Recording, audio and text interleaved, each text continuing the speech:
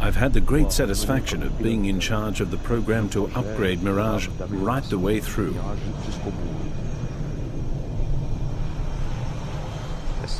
And it's on this machine that I've put in the most part of my flight hours with Mirage 3.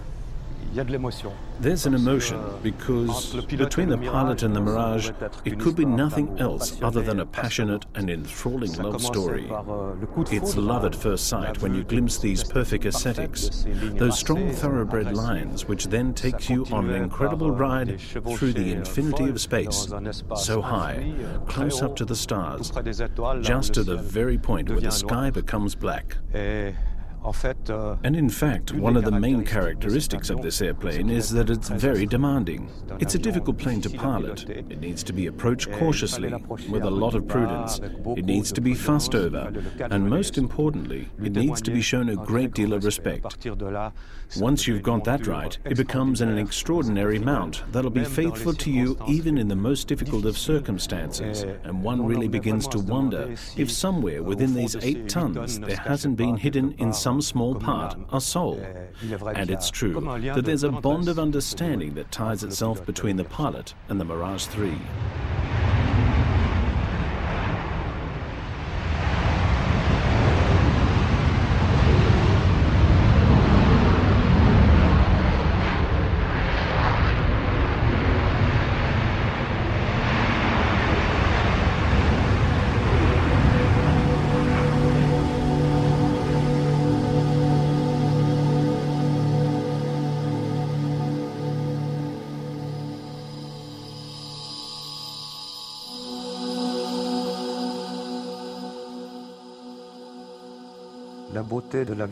The beauty of aviation is that it takes place in an environment in which you move through freely, but it's fundamentally a hostile environment, because man wasn't designed to fly. This challenge, this dream of Icarus in a way, every day it's reborn. You get another look at the world out there, another way to look at things. The things that appeared extremely important to you yesterday when you left your office will seem unimportant when you land your plane.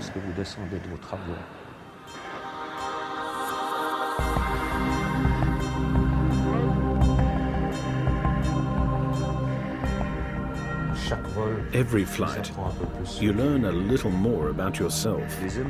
The emotions that you experience, the sights you discover, are of an intensity so incredibly different from what you've experienced to on the ground. It's hard even to describe it, unless you are as talented as someone like the writer Saint-Exupéry.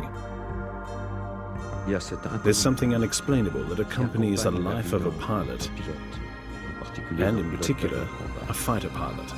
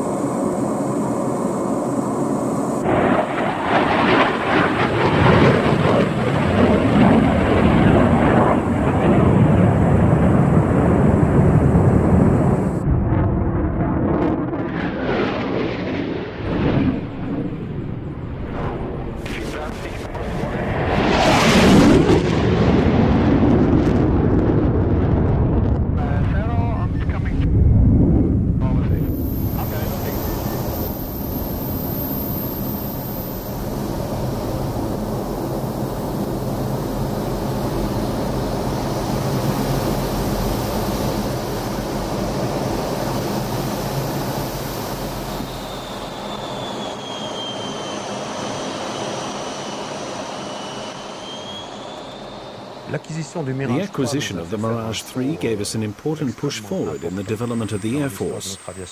In one fell swoop, this plane projected us into a category of flying which virtually doesn't recognize limits, with a speed twice that of sound, a flight ceiling of practically 23 kilometers, 23,000 meters. At the same time, we have the capability of flying at low altitudes, avoiding radar. It should be said, though, that in bad weather, it's not easy to do. It demands lots of training. But the technical possibilities are there. In the end, it's a plane that offers us basically incredible opportunities.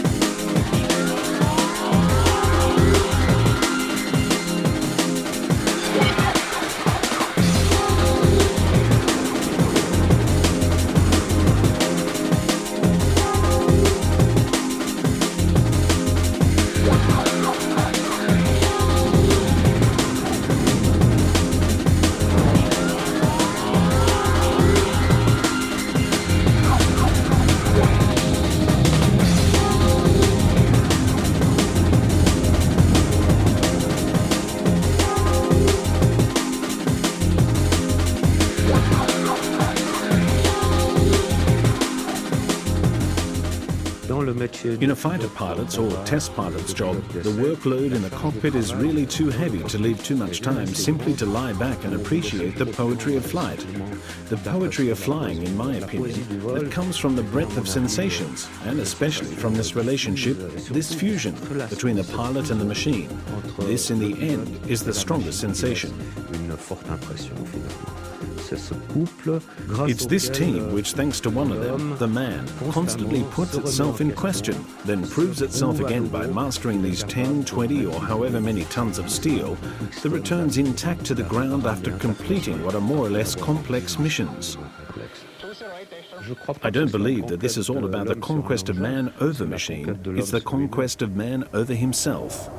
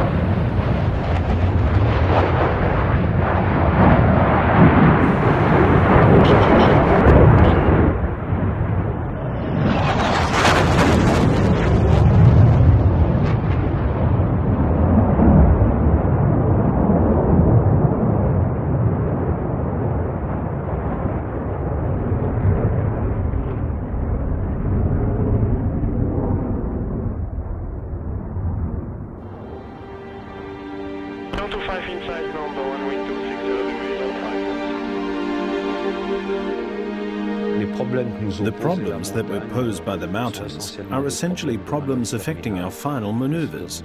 Since we have airfields that lie in the heart of the Alps, we're obliged to rely upon our instruments for landing following the sharpest of descents.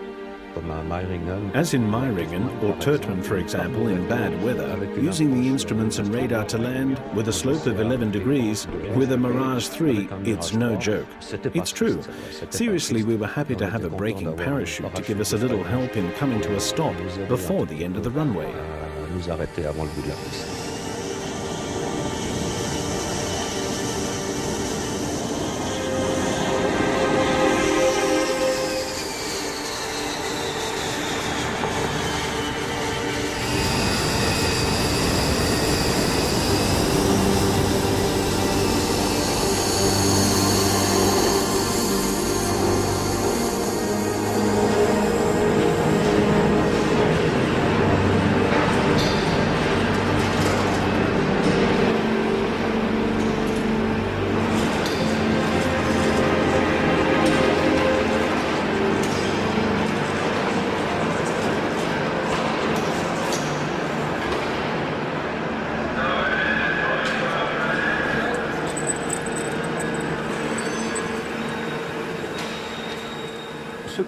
Those people that think that a country like Switzerland is too small to justify the acquisition of high-performance fighter planes are people that only think in two dimensions. But I suppose that's normal, as I don't see how someone who hasn't had the opportunity of piloting could possibly begin to think in three dimensions.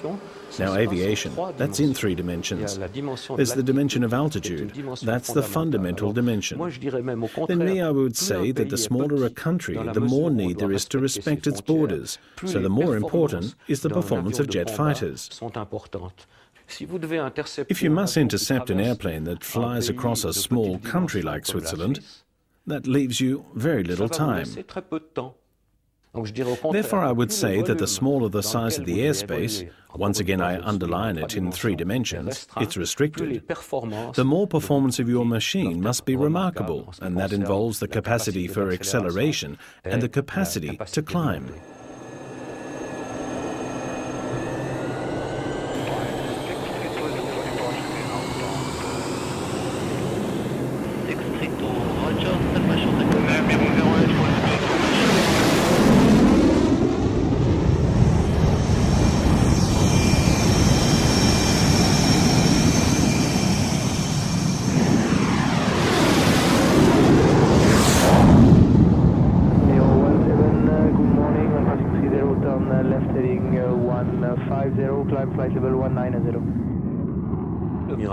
The Mirage 3S, which we bought, were more of an interceptor, intended to fend off the worst of opponents at this point of the Cold War. It should be said that strategic bombers at the time could move quickly and at very high altitudes. Lately, the threat has evolved as well, so we've focused more and more of our training on close-to-hand aerial fights. We call these dogfights, with exercises 1 against 1, 2 against 2, 2 against 4, etc. These were asking a lot of the pilot, and they were really risking defeat. The quality of the pilot was almost as important as the quality of the plane.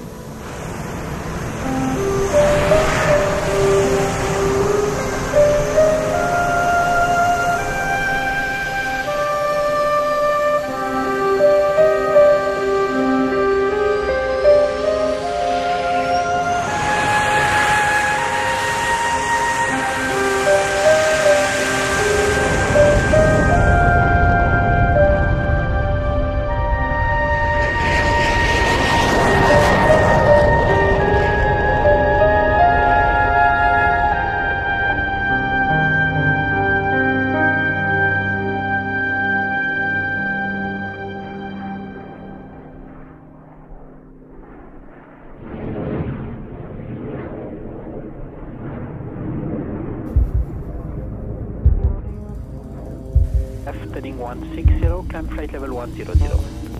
Left heading 160, climbing flight level 100, Tiger 25. Snake, level 100, tie down. Snake.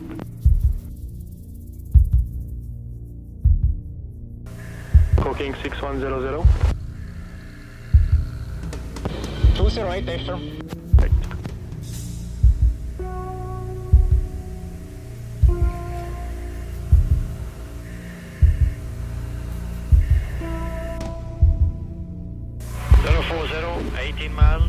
Still cold, tracking north. Bandit turning hot, 055, 12 miles, tracking 180 and right turn. 060, 10 miles. Theater, the Bandit is now 070, 6 miles. Turning opposite to you. Theater, 080, 2 miles. Go before crossing slightly south. Okay, fairly on cockpit.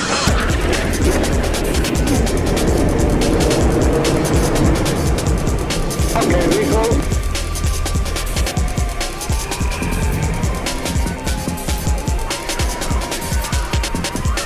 Top 2 on the Tiger in the left. Now going low and direction right to right. One to the engine, coming to the left. I'm in. Going with you. Alarming. Please hit the seat, Achtung, alarming really. Your man for the gyro in yourself.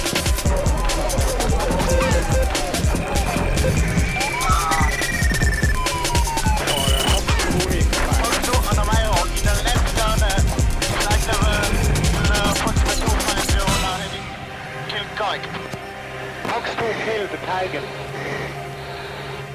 In training for aerial combat, it's 6 of one and half a dozen of another, whether you're in a Mirage, an FA-18 or an F-5. The difference isn't big, especially if you make the same kind of maneuvers. Your spinal column will take almost all the force, and really that's not very good for the ultimate health of the pilot.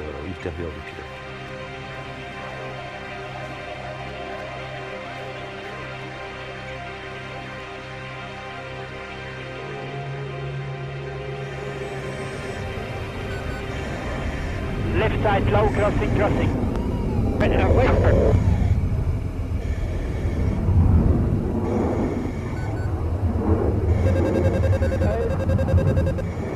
Fox one on the north and on the single pitch.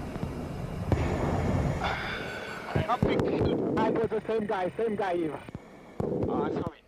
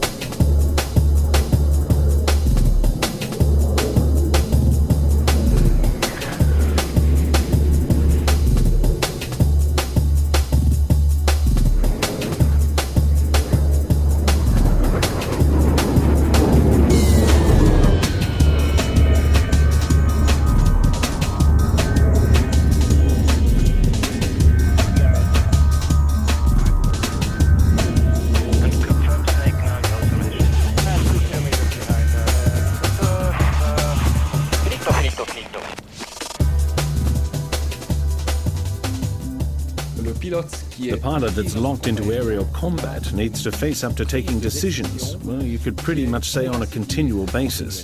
It all depends on the behavior of his opponent, to then readjust his tactics, all his combat plans, and that's very exacting in an aerial fight. The decisions follow on from each other at a rapid pace, and this all takes, well, it can last 20 minutes. It varies, rightly, according to the quality of the opponent, and can sometimes lead to extremes, as there can be times when there's very little time to relax. But nonetheless, during a flight, mere moments of time can be very, very intense, as well as physically taxing, because this is all linked to a really rather strong acceleration. I'm thinking most about the G-force when taking curves. There's a lot.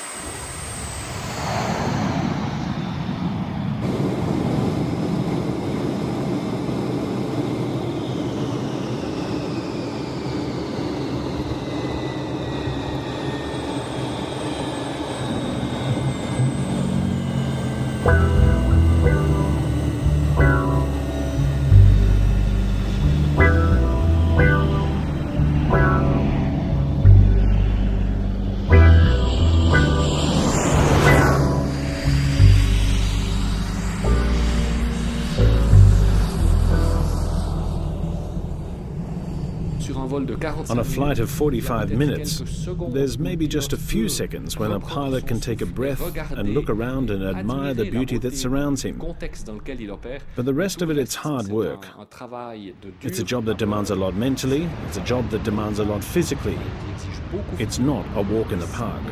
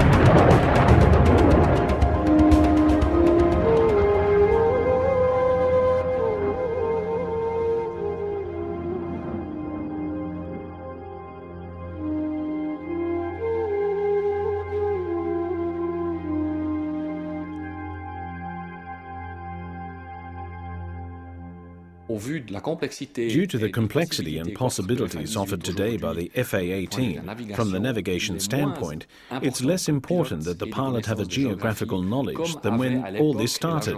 And there I'm going back further than the Mirage. I'm thinking about the Venom, where you had no instruments, where you had to navigate with a map, and where you had to know every little hamlet in the country. Today it's less important in the training of a pilot, with less priority put on geography and on this type of knowledge. But a lot more weight is put on the understanding of the information technology and arms systems which this machine has to offer.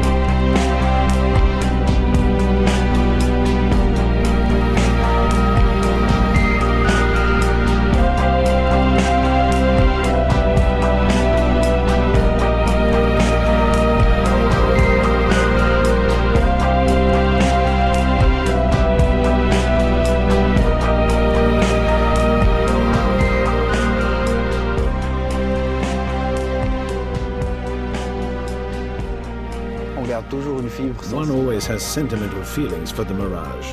So, as for the F5, I've not one regret. I think even more so of the Mirage. It'll be with me. It'll be under my skin to the very end.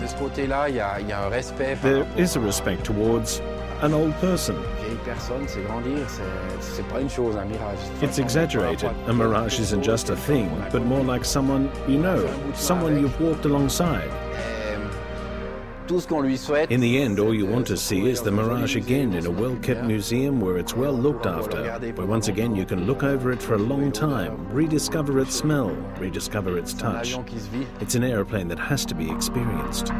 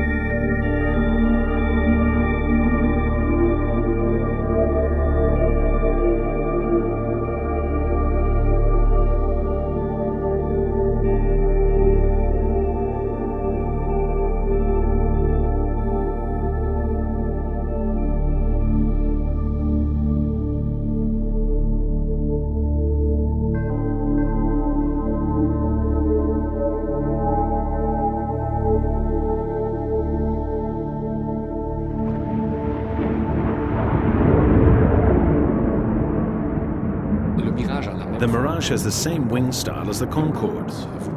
And when you talk about Concorde to absolutely anyone, you notice that there's still something fascinating about it today.